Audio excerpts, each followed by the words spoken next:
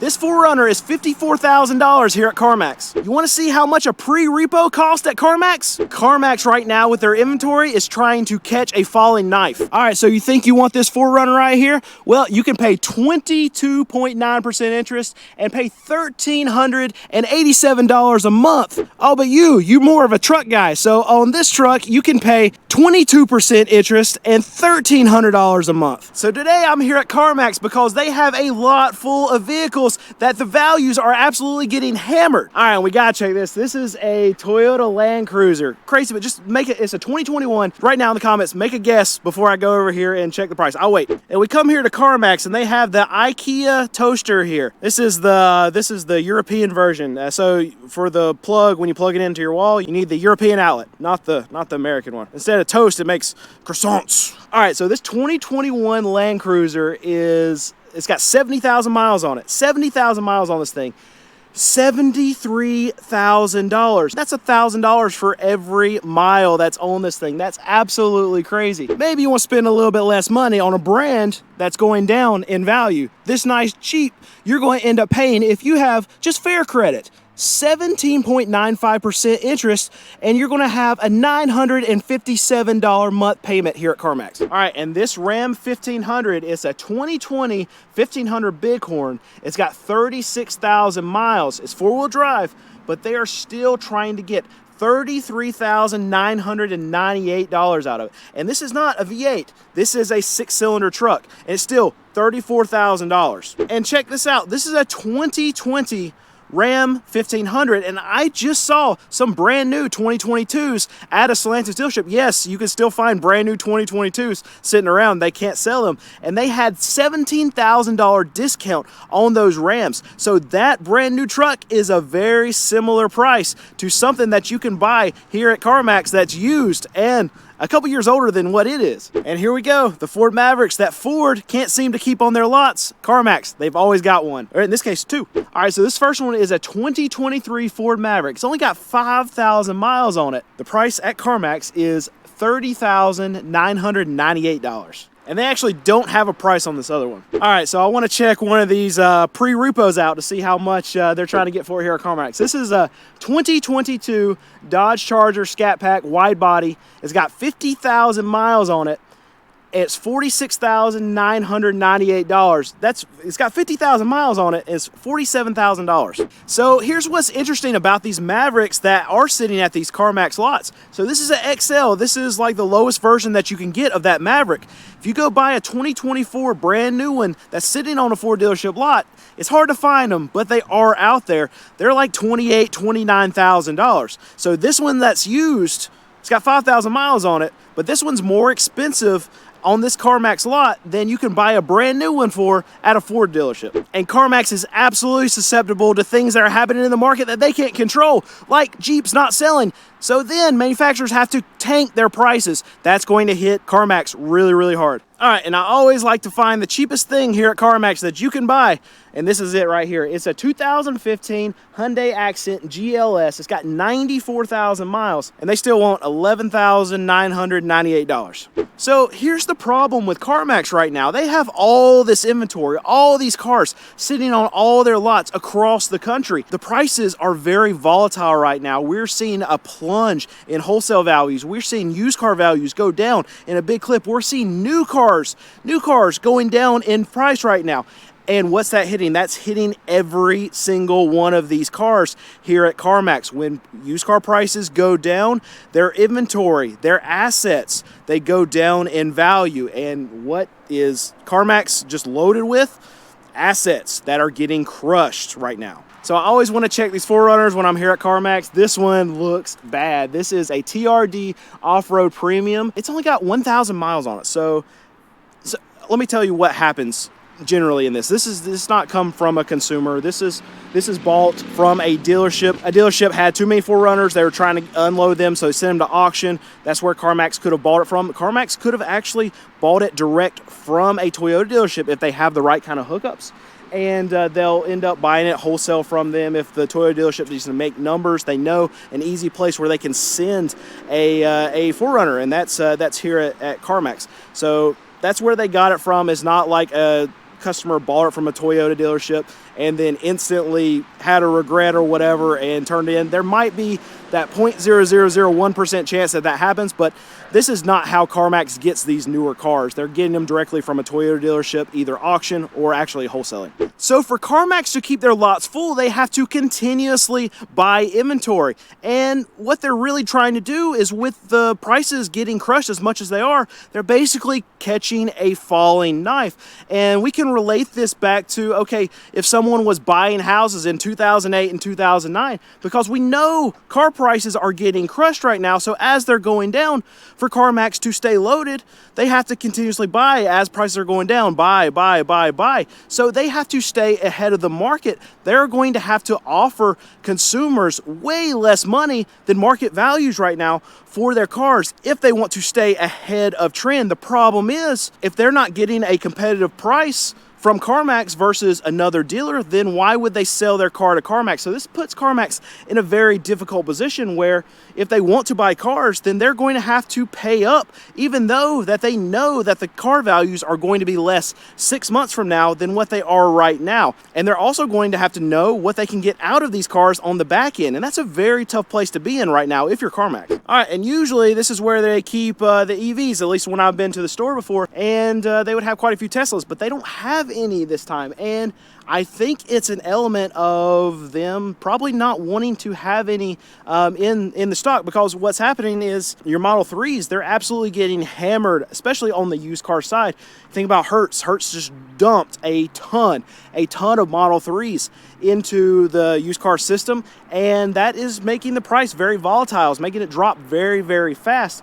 And CarMax doesn't want unpredictable cars. Yes, the whole car market right now is unpredictable. It's volatile, it's going down, but it's not even close to how far down the EV market is getting hit right now, especially on the used side. And I actually wasn't expecting to see something like this at CarMax. This is an F-150 Lightning, and we know that Ford can absolutely not sell these things. CarMax had to absolutely steal this truck to take it, because CarMax knows the market. They know that these things are not selling, so they have to make a ton of money to be able to take something like this on and try to sell it on their lot. And you know what? Actually, there's one right here, and I see the front end. There's another one right down there. Let's check the prices of them. All right, this one is a 2020 Ford Lightning XLT, and it's got 7,000 miles, so somebody got tired of this really quickly, and they're selling it for $47,000. All right, this Lightning actually looks nicer, but they don't have a window sticker on this one. Actually, the window's open. Nope, no window sticker. It does look nice though. Now, I want to talk about this consumer just for a second. This is a 2022, so they bought this thing about 2 years ago, and they only put 7,000 miles on it. But that consumer 2 years ago, you know what happened when they bought this truck?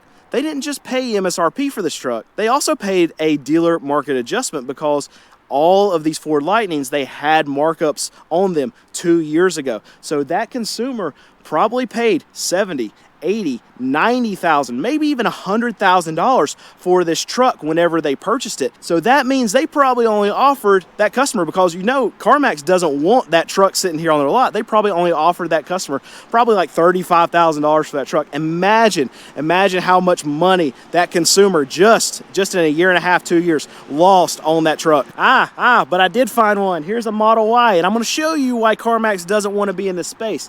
This is a 2023 Tesla Model Y Performance. It's got 12,000 miles. It's $48,000. That's what they're selling it for.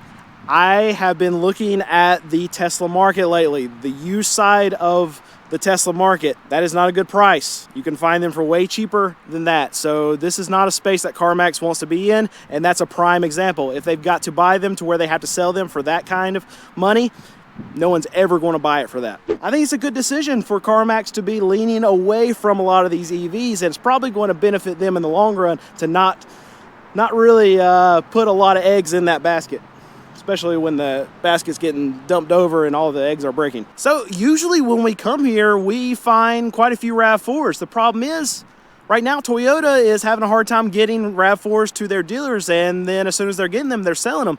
So usually they have quite a few RAV4s here, and they're crazy prices. Like, you can even find RAV4s on CarMax lots that they're selling for more than brand new ones. But today is different. This is the only RAV4 that I can find, and this one is in their recon process or whatever, so it's not even for sale yet. So because the high demand of RAV4s, this CarMax doesn't even have any for sale right now. That's crazy to think about. And I want to point out newer trucks like this right here, this Ram. So we know through Stellantis right now, they're doing everything in their power to try to move vehicles. They're still having a hard time, but what that means is that they have to give incentives to these dealers. They have to give special interest rates.